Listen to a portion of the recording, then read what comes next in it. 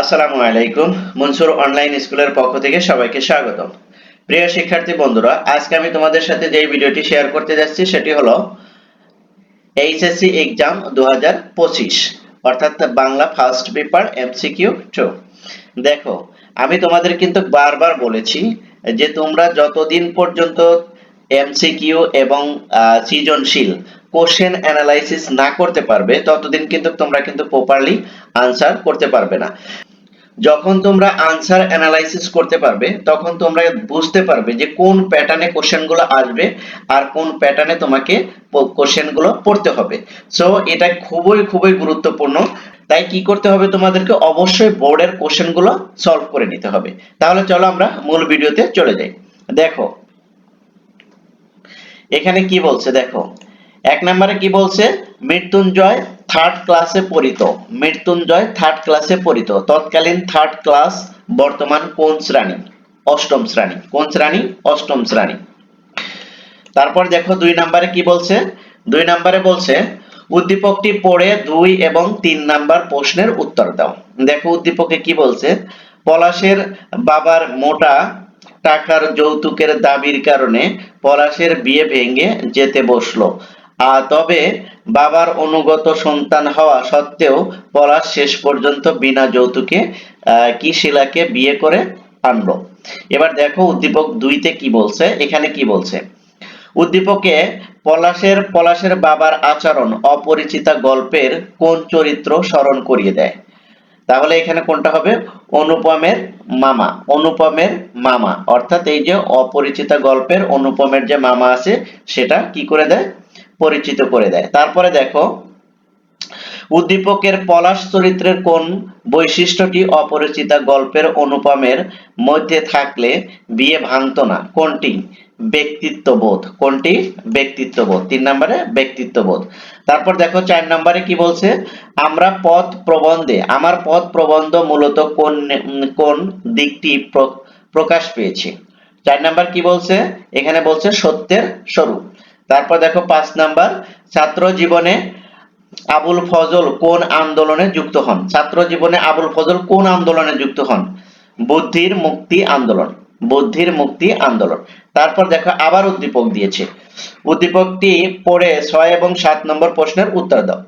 এবার দেখো এই উদ্দীপকটাতে কি বলে, এই পৃথিবীতে দরিদ্র জনসংখ্যাই বেশি। এই দরিদ্র জনগোষ্ঠীর নিত্য সঙ্গী দুঃখ দরিদ্র দুঃখ দারিদ্র। নিজেদের দারিদ্র বিমোচনের জন্য চেষ্টা না করে তারা প্রায়ই হাত পায়ে ধনী দেশগুলোর কাছে, হাত পাতে ধনী দেশগুলোর কাছে। এবার দেখো উদ্দীপক 6 তে কি বলছে এটা একটু দেখো, উদ্দীপকে মানব কল্যাণ প্রবন্ধে কোন দিকটি প্রতিফলিত হয়? কোন দিকটি? আত্মমর্যাদার বিষয়ে অবহেলা। আত্মমর্যাদার বিষয়ে অবহেলা। তারপর দেখো মাসি পিসি গল্পটি প্রথম কোন পত্রিকায় প্রকাশিত হয়? মাসি পিসি গল্পটি প্রথম কোন পত্রিকায় প্রকাশিত হয়? পূর্বশা পত্রিকায় প্রকাশিত হয়। তারপর দেখো মাসি পিসি গল্পের প্রকাশ পেয়েছে কি কি প্রকাশ পেয়েছে? 1 2 3 সবগুলোই।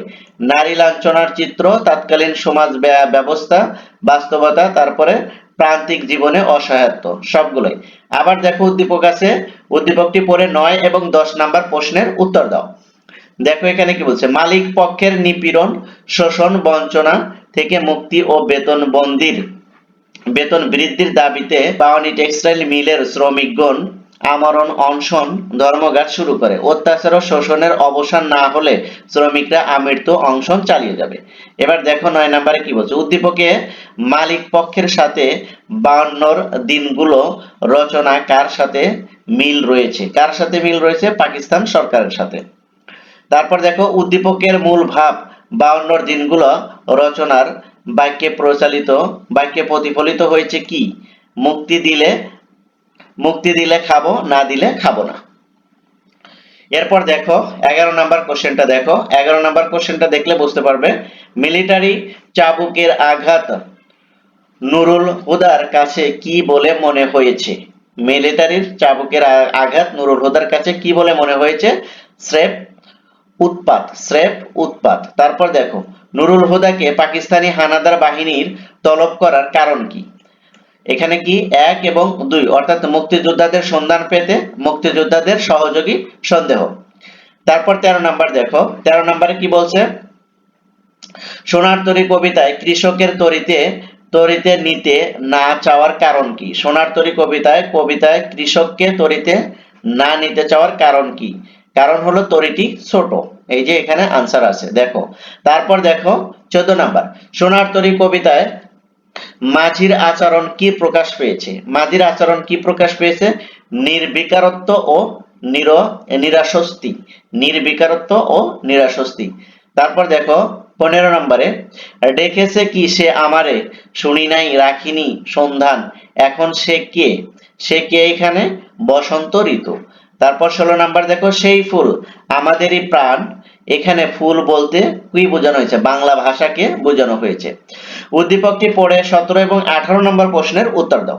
দেখো এখানে কি বলছে, উদ্দীপকটা কি? আপদ আছে জানি আঘাত আছে, তাই জেনে তো বক্ষে পরাণ নাচে, তাই জেনে তো বক্ষে পরাণ নাচে। উদ্দীপকটা পড়ে দেখো আমরা দুটি অ্যান্সার করব। সেটি হলো, উদ্দীপকে 18 বছর বয়সের কোন বৈশিষ্ট্য প্রতিফলিত ঘটেছে?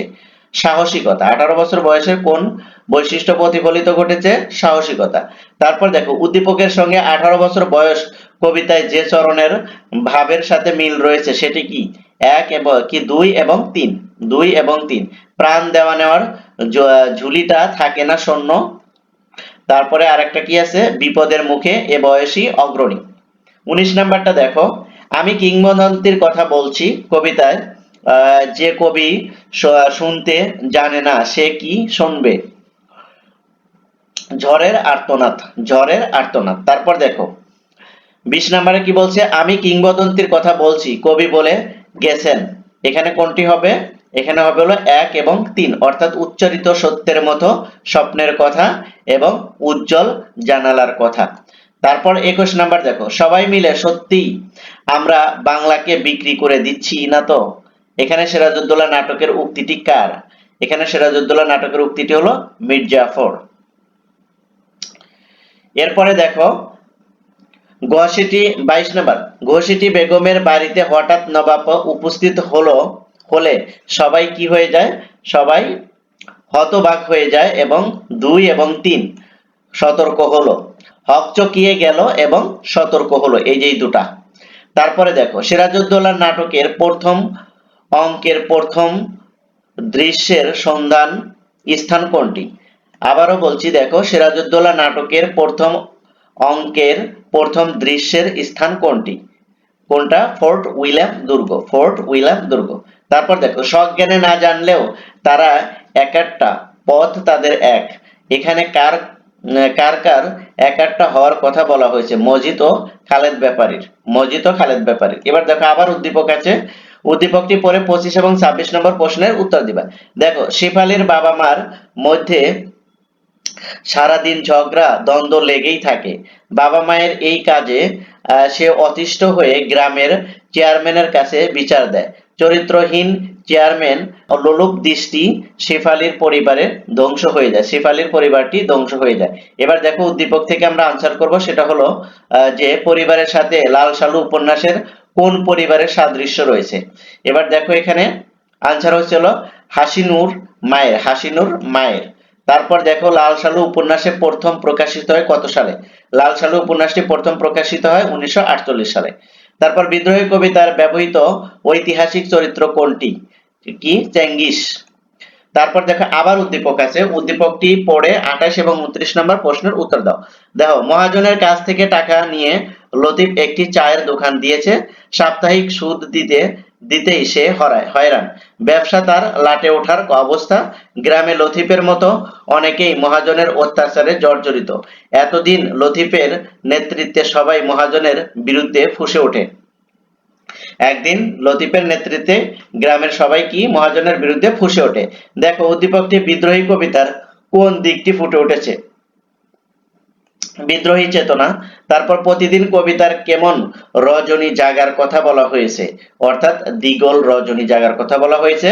আর 30 নাম্বারটা দেখো, প্রতিদিন কবিতার মূল উপজীব্য কি? প্রতিদিন কবিতার মূল উপজীব্য হল ক্ষমাশীল, উদারতা এবং কি? পরার্থ। পরার্থপরতা, অর্থাৎ এই যেই ঘ নাম্বারটা 1 2 3। আশা করি তোমরা বিষয়টা বুঝতে পেরেছো। আমি এই জন্যই তোমাদের সাথে এগুলো শেয়ার করছি যাতে তোমরা কোশ্চেনটা অ্যানালাইসিস করতে পারো এবং কোন প্যাটার্নে কোশ্চেনগুলো আসছে সেটা তোমরা ধরতে পারো। এভাবে তোমরা যদি প্র্যাকটিস করো খুব সহজেই অল্প সময়ের ভিতরে তোমরা খুব ভালো একটা প্রিপারেশন নিতে পারবে। আর ভালো একটা প্রিপারেশন নিতে পারলে নিশ্চিত থেকো এইচএসসি এক্সামে তোমরা খুব ভালো একটা রেজাল্ট করতে পারবে ইনশাআল্লাহ। Thank you so much. আল্লাহ হাফেজ।